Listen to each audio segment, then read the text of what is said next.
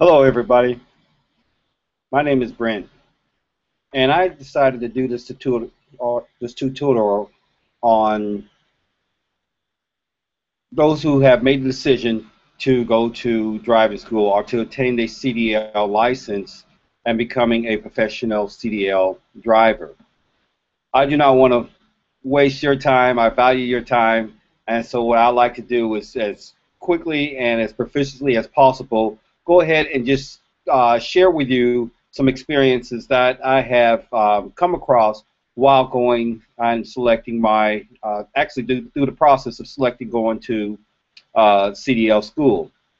The first thing, I am a current student now at the Swift Academy, and I am on my actually last testing day. Come Monday, I will test and obtain my CDL. But what I did not have before me is a lot of information that is critical in going to driving school. Some simple questions: what do I bring? What is the process?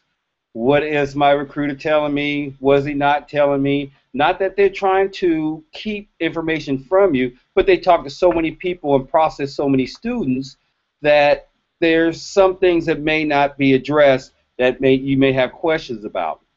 First thing you want to do, and seeking out a CDL school, uh, you want to be conscientious of what it is you're looking to attain. What are your goals? Why are you going to obtaining a CDL? You just want to make more money.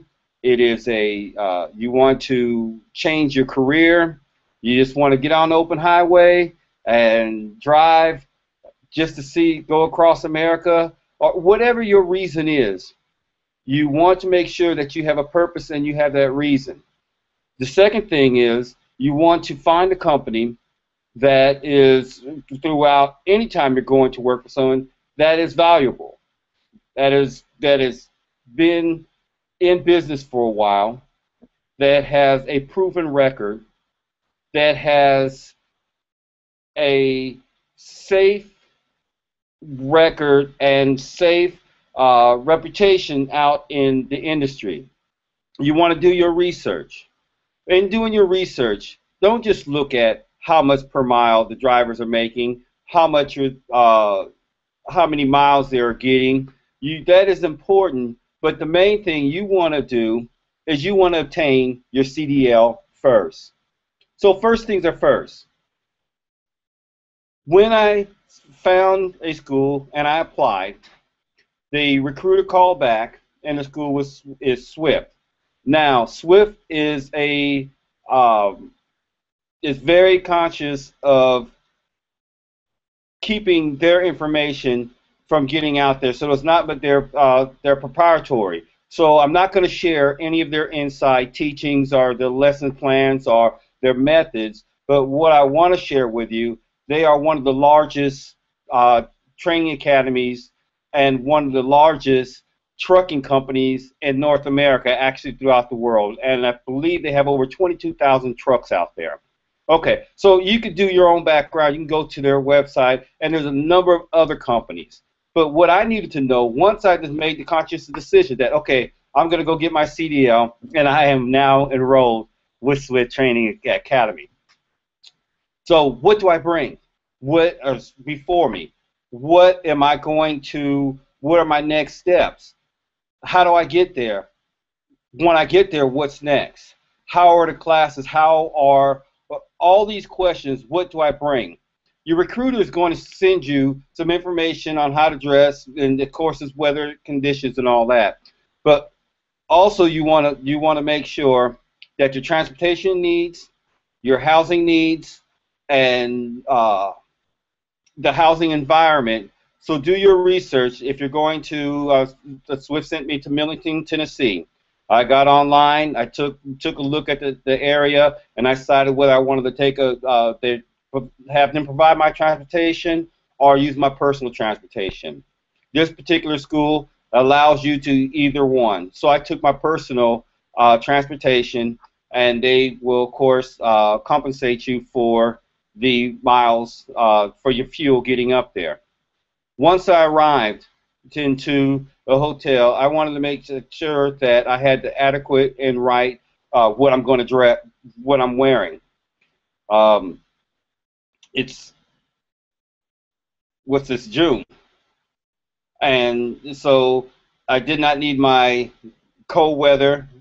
Of course, they have a dress code, and your recruiter will send you the dress code. In the classroom, it's professional or casual wear, pants, shirt, collar, things of that nature. And then out on the range, as you're going out of the range, it's more slack. They have some restrictions for shirts and have restrictions for women and things of that nature. You want all your hygiene. I brought my own pillowcase. I brought my own sheet. I brought my own towels, and I brought my own face cloths, just so I can have wasn't subject to what the hotel is providing.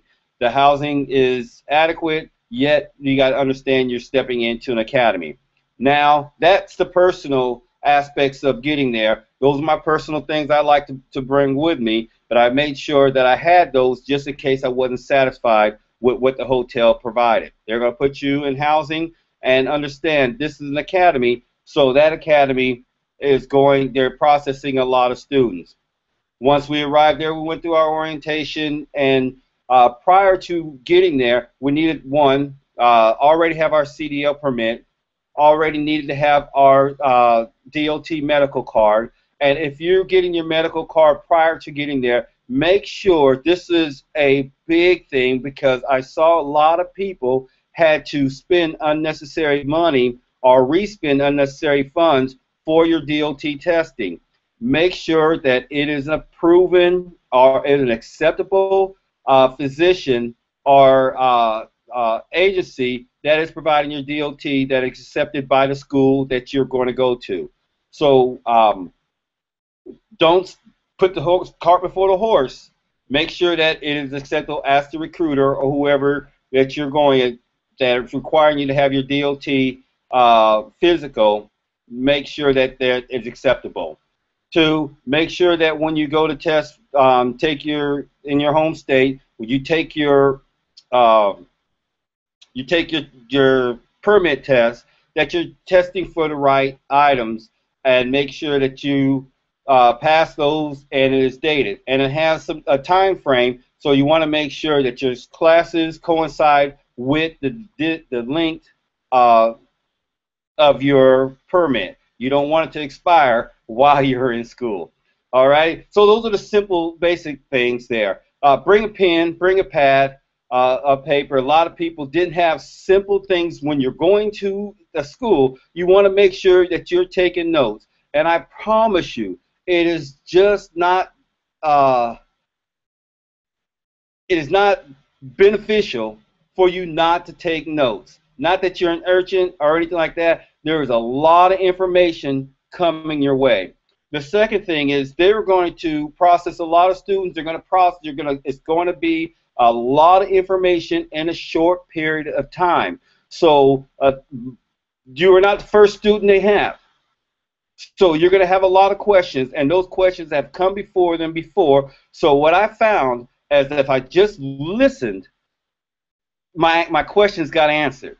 And the number one problem, even to the last days of my academy training, that people had eliminated themselves from the process because they just did not listen. I know I may be preaching to the choir, I may be taking a whole lot of time emphasizing this, but when you have a class that starts with about 40 people and then you're down to 20 people because the first 20 didn't do these first simple things that we spoke about, listening is important, as it is with Swift, and I'm sure with the other training academies out there, Roadmaster, Snyder, all the other ones, that there is a process of elimination. If you're coming through there, you're going to think you're going to beat the drug test, you think you can drink some of this super juice and it's going to make it go away and all that, I suggest that you do something else because they have seen it, they have been through it, and a lot of people were eliminated just from that process. Listen, since I've been in this academy, I have such a higher respect for the CDL drivers and the truck drivers that come across this nation than I've ever had before. I've always respected them because they're big and they move and they can do damage on the highway. But safety is number one, and they want to see what's in your system. So if you think you're going to beat the system, yeah, good luck with that. Next thing now, the other thing now that we have gone through this orientation process, the process I call my own language, the process of elimination, we find ourselves out on a range. We find ourselves out in a short period of time that every minute that you're there, your time is occupied. When you get off work, when you get off of training, you have homework that's due the next morning or that next day, and sleep is a benefit because you can study and then you go to sleep.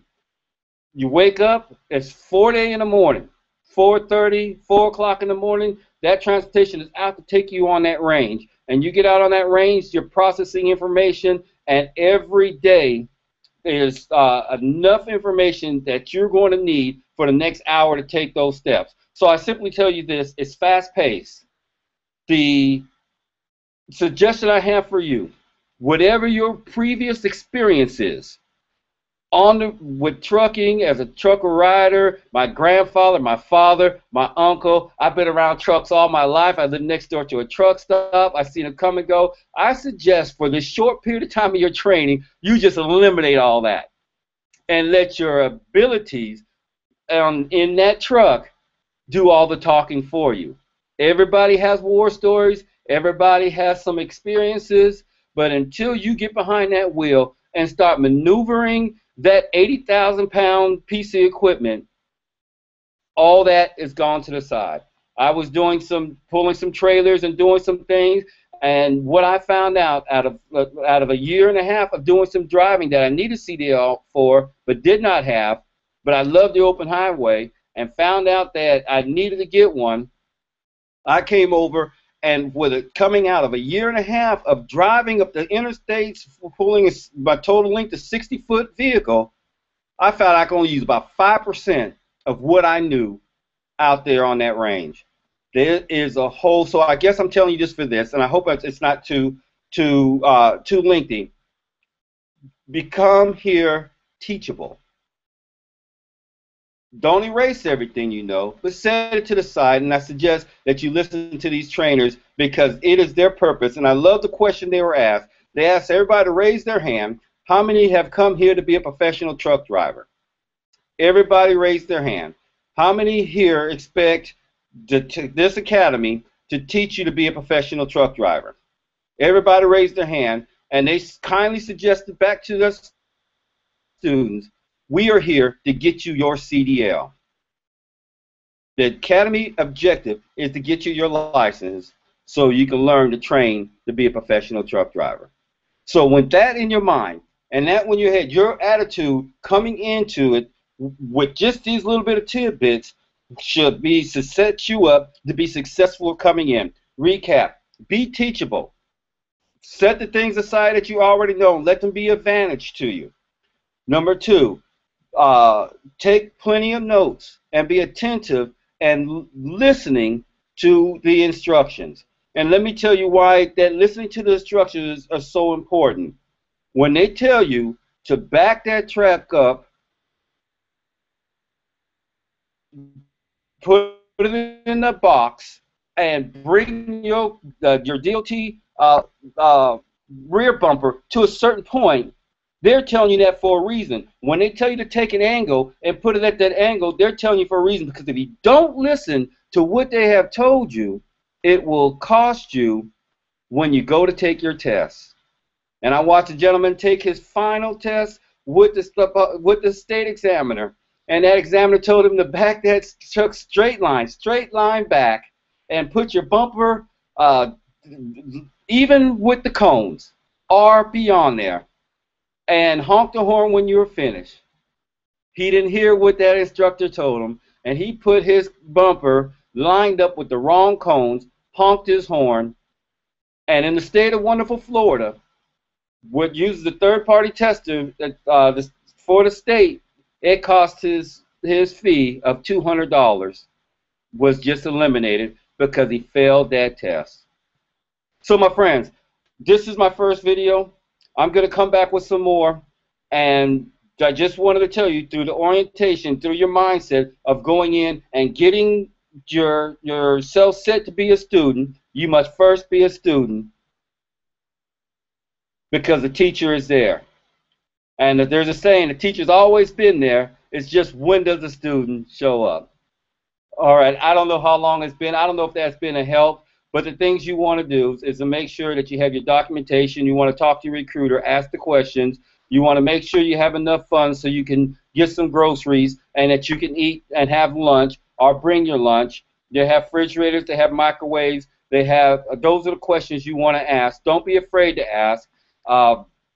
And once you've gone through that, then you will be successful to have the things that are set to the side off your mind while you're on the range learning how to drive.